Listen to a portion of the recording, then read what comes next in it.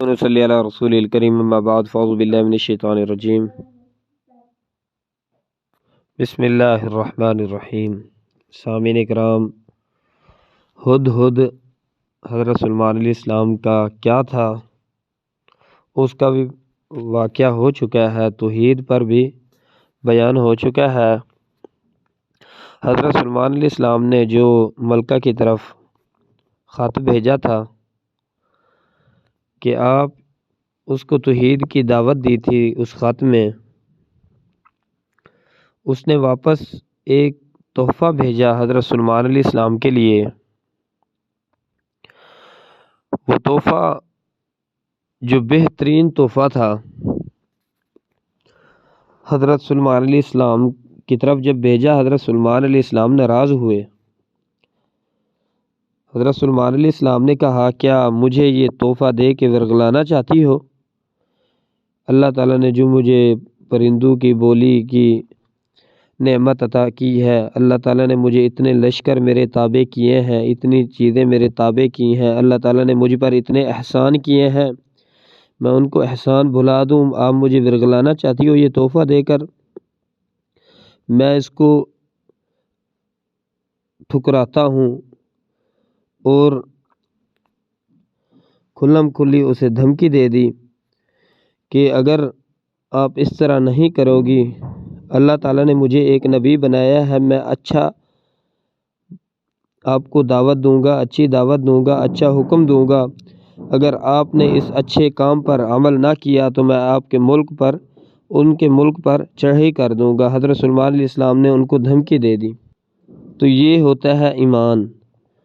اس نے کتنا بھی ورگلانے کی کوشش کی، اس نے کہا میں اس تحفے کو ٹھکراتا ہوں، لات مارتا ہوں، میں نے آپ کو دعوت دی ہے کہ آپ اللہ تعالیٰ کی، ایک اللہ کی عبادت کریں۔ جب وہ شاہی وفد حضرت سلیمان علیہ السلام نے کہہ دیا کہ میں یہ تحفے پر مرنے والا نہیں ہوں، تحفے کی مجھے کوئی ضرورت نہیں ہے، اللہ تعالیٰ نے مجھ پر انعام کیے ہیں، واپس لے کر گیا، تو وفد وہ شاہی جو ملکہ تھی وہ سمجھ گئی کہ حضرت سلیمان علیہ السلام تحفے پر آنے والا نہیں ہے۔ اس نے سلیمان علیہ السلام نے دھمکی بھی دی تھی کہ ہم آپ پر چڑھائی کر دیں گے، آپ کے ملک پر، آپ ایمان لے آئیں، جو ہم نے دعوت دی ہے ہم کو تحفے سے ورگلائے نا، آپ اللہ کی عبادت کریں۔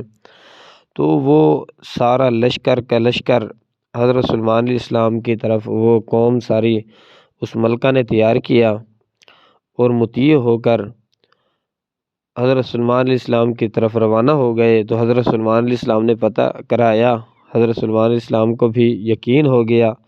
تو حضرت سلیمان علیہ السلام نے کہا عرش کو لائیں، اور اس طرح کا معجزہ ہو کہ وہ دیکھ کر ایک ان کو معجزہ محسوس ہو، کہ ان کو یقین ہو جائے کہ اللہ تعالیٰ کی ایک قدرت، اللہ تعالیٰ ہے، اللہ تعالیٰ کی قدرت ہے۔ یہ عرش کو لائیں، ان کے آنے سے پہلے لے آئے، اور اس کے بعد حضرت سلیمان علیہ السلام نے ان کو کہہ دیا، جنوں اور انسانوں کو، کہ ایک شیشے کا محل تیار کیجئے اور شیشے کے محل کے نیچے پانی جاری کر دیجئے۔ اور اسی طرح ہوا، انہوں نے شیشے کا محل تیار کیا۔ شیشے کا محل تیار کرنے کے بعد نیچے سے پانی بھی جاری کر دیا، اور سلیمان علیہ السلام کو پتہ تھا کہ وہ اپنے پنڈلی سے کپڑا ہٹائے گی وہ دھونے کے لیے، تو اس کو پتہ چل جائے گا یہ نیچے پانی ہے، اس کو پتہ چل جائے گا۔ اسی طرح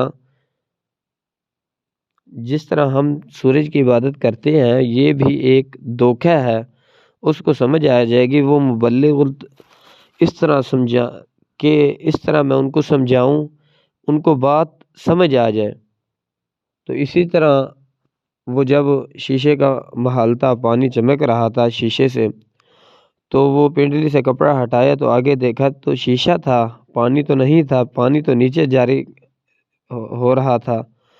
تو پھر وہ سمجھ گئی کہ جس طرح یہ پانی نیچے سے جا رہا ہے، اوپر سے ہمیں پتہ چل رہا ہے کہ یہ پانی کے اوپر شیشہ نہیں ہے۔